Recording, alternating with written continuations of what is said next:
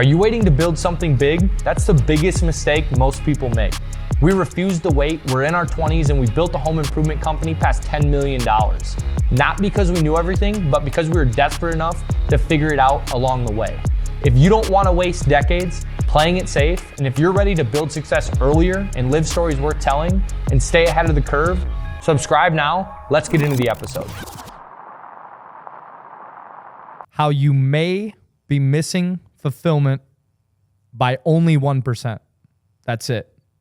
I'm sitting with my co-host, Justin Pates. John Roberts came on today. He's a gun enthusiast, a recently promoted sales manager of Polypro Concrete Coating, the world's largest decorative concrete coating company. He's also a father of soon to be four.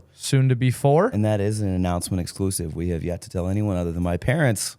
So you're welcome. There'll be 50 more people that know that after these podcast viewers. They're lining up.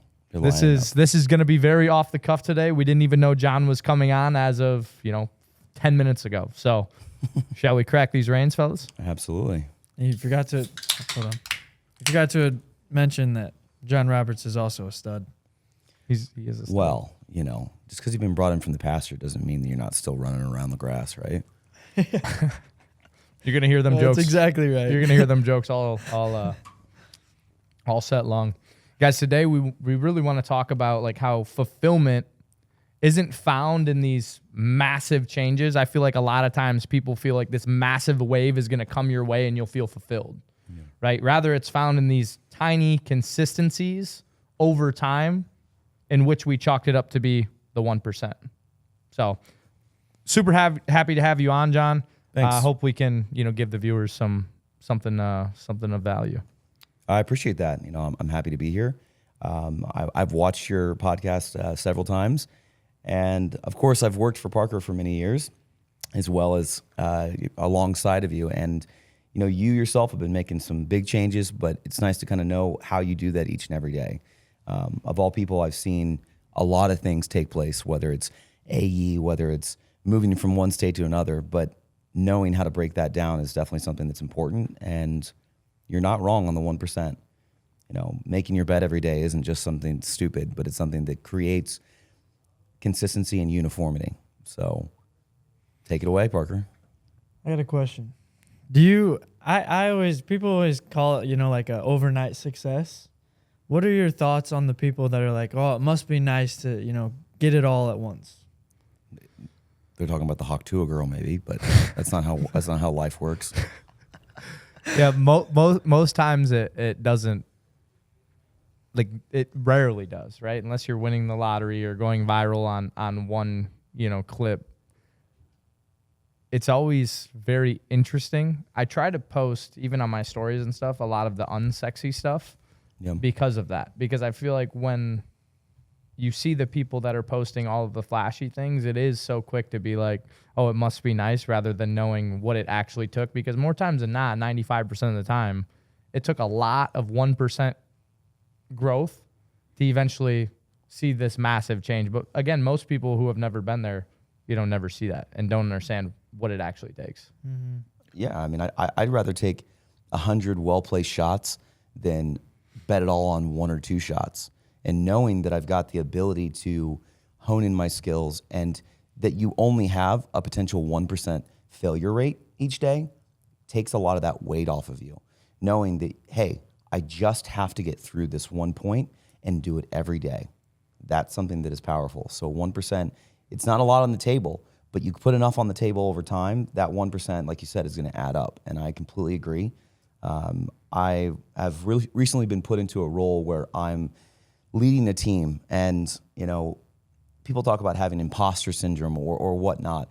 It's not something that people realize, that it's not about what you have to offer. It's about what you offer those that are around you. You don't have to make choices that are going to be purposeful. Hey, you have to do this. Showing those people that are around you what you do really is going to be the most long-term impactful. And I'm not there yet, but I'm definitely stepping into a role that's going to require a lot of consistency versus, in sales, for those of you that may be in sales or in a position that you don't know what your day looks like early in the morning until it plays out. getting into a different role where you've got some situations that are going to be the same every day. I have a calendar. Imagine that. And it's John not uses just a calendar. It's not just the master calendar that my wife helps me set up so I remember those things that I have to do. Shout out John's wife. Yes, definitely shout out John's wife. But getting to where I'm posting numbers on the same day every week, looking at reports, they say that being a good manager is managing the chaos and knowing that where all the parts are on the board every day. And you don't get to know everything in a cram session. The best kept secret about well-used and applied knowledge is the knowledge that you get to know every day, piece by piece, bit by bit. And I definitely agree. The more ways you can measure, the more ways you can win. And I think knowing that you're either tallying a 1 on the good side or the tallying a 1 on the bad side is super important. And it's, I mean, again, something that you can track and keep yourself accountable on. Yeah. Just because the numbers are there and like it's a real tangible thing. We tallied 1 on the good side today. I know there's probably a couple people out there that tallied 1 on the bad side though too. You have to imagine, right? Oh, Hey, they meet on Tuesdays and they have the T-shirts, so it's okay. Wow. Don't worry. This podcast is too early for some people. Small wins, you talk about imposter syndrome. Yeah. The small wins like don't typically show anything Yeah. until it really does become your identity. And I truly feel like that. It takes stacking a bunch of them. Me and Tuna were just discussing this about working out because I was like, Tuna, like, let's get it. Like, let's really hit this for you in 2026. And I'm like, just give me 30 days. Yeah. Right? Because a lot of people, again, want to go in 1-2 days and be like, yeah, that's hard. It's too hard. It's supposed to be hard. Yeah. Right? Until we get to day 30 and we've stacked 1% every day and now we have 30%. We're on our way to 100. That's a lot easier for people to grab onto in terms of their ability to be like, hey, I can see the improvement, right? Versus just the 1 or 2 days where 2% of 100 is like, we got a lot more to go. I'm going to drop some dad knowledge on you. My dad always told me, always asked me this question. How do you eat an elephant?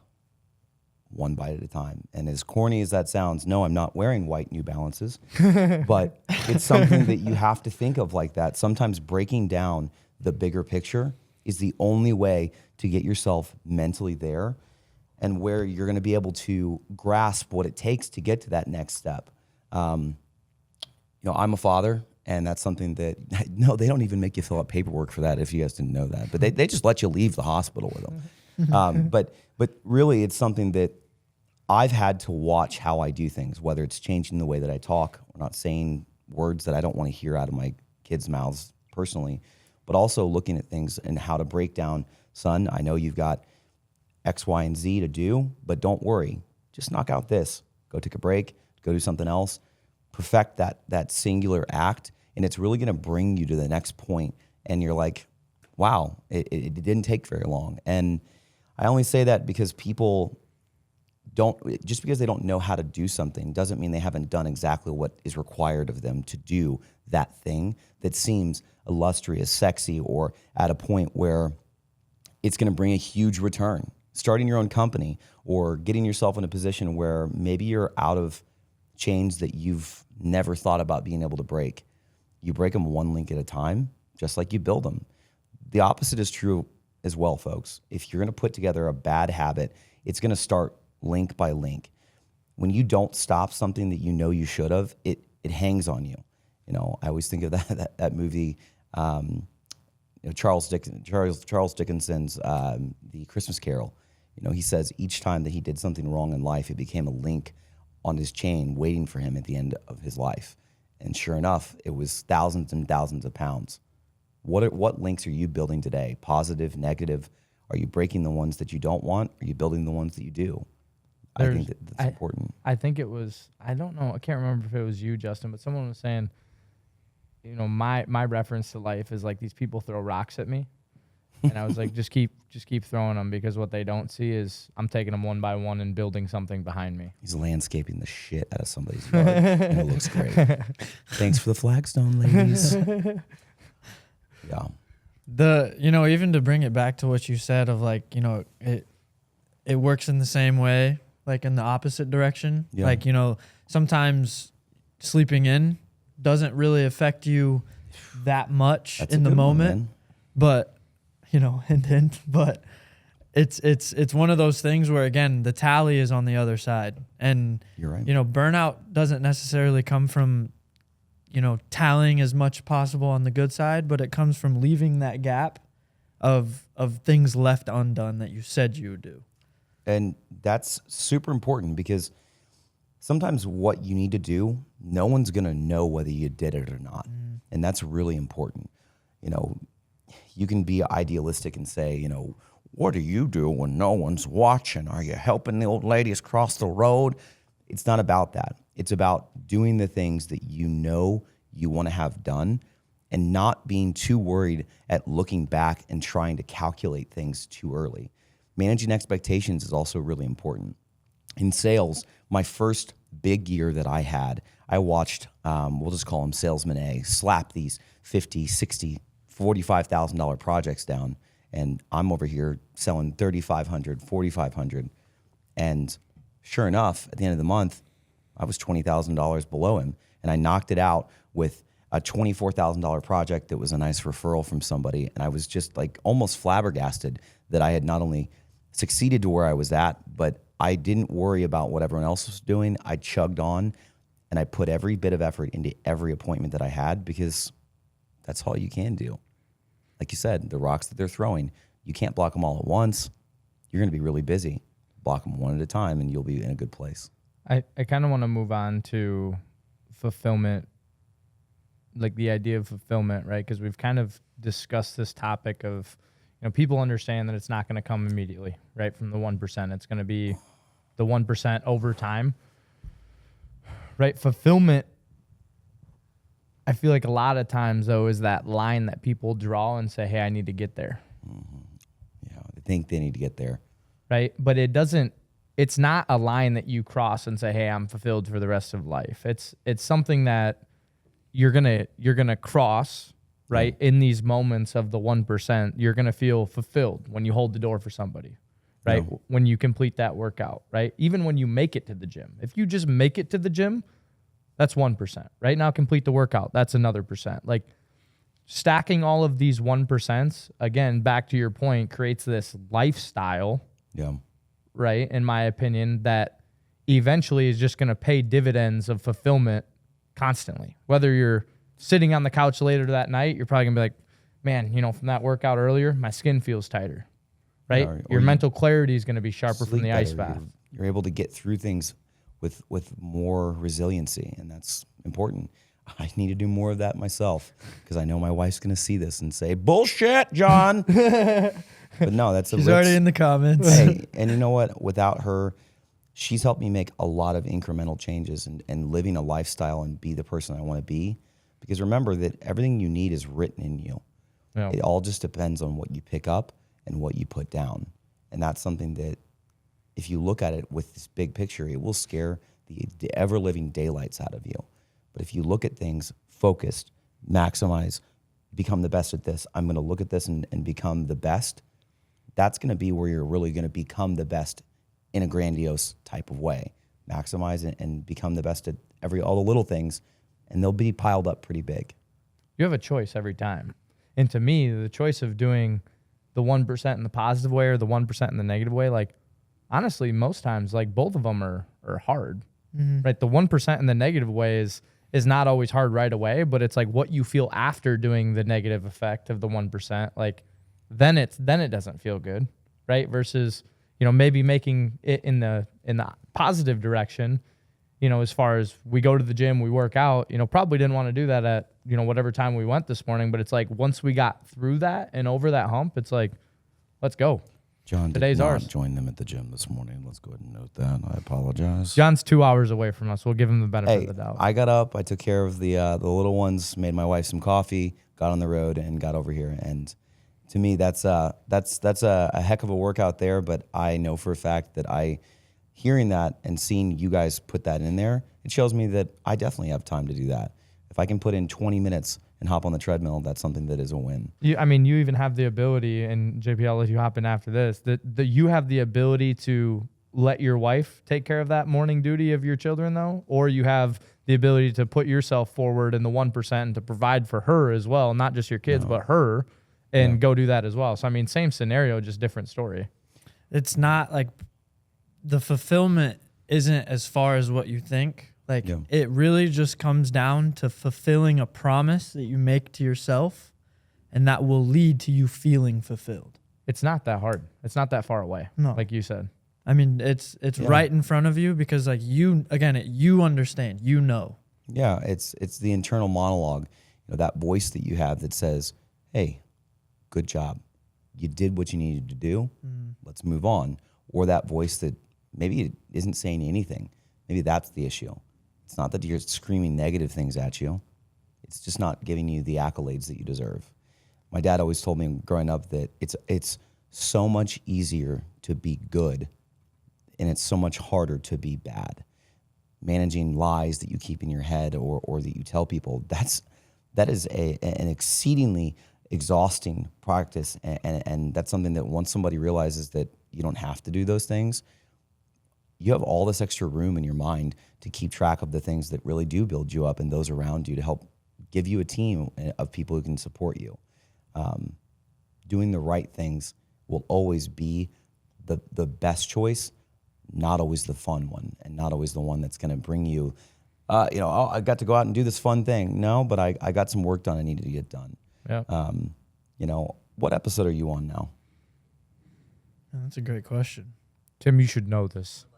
I was going to say, it's like the third episode of season 3. From somebody who's not always, my finger's not on that pulse in particular, the fact that you guys are 22 episodes in, that right there is a feat in and of itself. Because I remember, when you were setting this up and when you were going through and picking out your equipment and whatnot. And, soon enough, and it'll come pretty quickly, you'll be looking back and you'll be on your 100th episode. And that in and of itself is how you build a YouTube channel.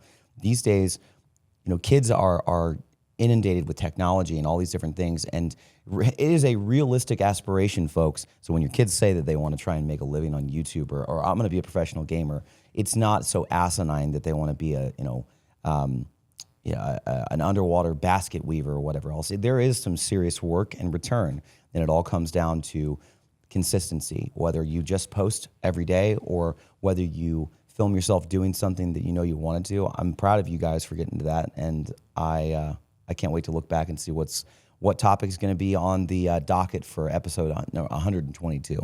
It's a percentage diagram, right? Like your life is that pie chart, right? And all of these slivers you can put in, if you're a professional gamer, that's not, all of who you are, right? And like it's not. And I agree with you. I feel like the common misconception is like we're not doing that. Like that's not a thing. Where it's like that's just a piece of the pie. Like if they're creating this pie diagram that's really well rounded and it's 100% and it's filled with all of these like good traits, like it still is going to equal 100%. So I definitely agree with you there, guys. The last question I have for both of you guys, I kind of want to jump in. We're getting to the mark, and JP's got an estimate he's going to be late for. Sorry, Bree.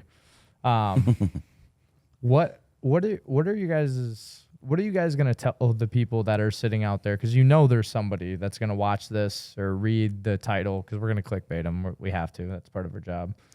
What's your first message to them, to the guy that's sitting there and is like, bullshit, everything they said is bullshit. Like 1%, yeah, like whatever. Like come find out. That's not that much. Come find out. It's ours may be bullshit to you, but only you are going to be the person to turn it around and be able to show yourself that it's not bullshit, because you are the only person that knows the language that you need to hear to make the changes that will be most impactful for you. Parker's life, I'm not dipping my backside into a cold bucket of ice water, but by God, does that seem to get his happy ass out of bed and out there rocking it. It's not about what other people do. It's about what you do for other people and how you apply those things. So for that person that's out there that's being a cynic, bravo. Okay, you're not falling for the bullshit. That's totally fine. Find out what it is that you need to do to put yourself in the position where you have something to offer others. And I promise you'll look back and go, hey, they were spot on. That makes complete sense. Give. And give some more. Then they'll get then you'll get. Exactly. JP? 1% every day creates a really big gap. And sooner or later, you'll be in the top 1%. You know, I was number 1 in Polypro for sales. And I think about how I can apply that to my sales team. You know, like, oh, wow, number 1. That's not something that I didn't get the WWE belt, unfortunately. You know, I think they were sold out because Not everybody gets We it. bought all over there. It's a We special bought kind all of person that you takes know, that. Pablo with the cigars over there. Had bought those up, so all I got was a beautiful training wheels bike. But I think about how to apply that, and you know, I personally needed this episode. I needed to hear some of these things so that I can take some of the knowledge that maybe is ineffable of myself and try to bottle it and share that, because I've sat, for those who don't know, behind these beautiful cameras is a training room that every week that we've had a training with new guys, I'm trying to throw something in new, and I'm trying to bottle up the essence that is me. And really, I need to start bottling up smaller bottles, passing out those samples, and expecting them to be able to make it into something versus trying to hand them a package that's going to have all what they need. It's, oh, you're good to go there. So that 1% is really something that is going to be more manageable than most people realize. So I'm glad the topic is what it is. I appreciate both of you guys coming on. We're going to let JP get back to it. To close it out, guys, fulfillment isn't far away when you stop waiting for perfect. Just choose It's really well said. your next 1%. And we'll see you on the next episode.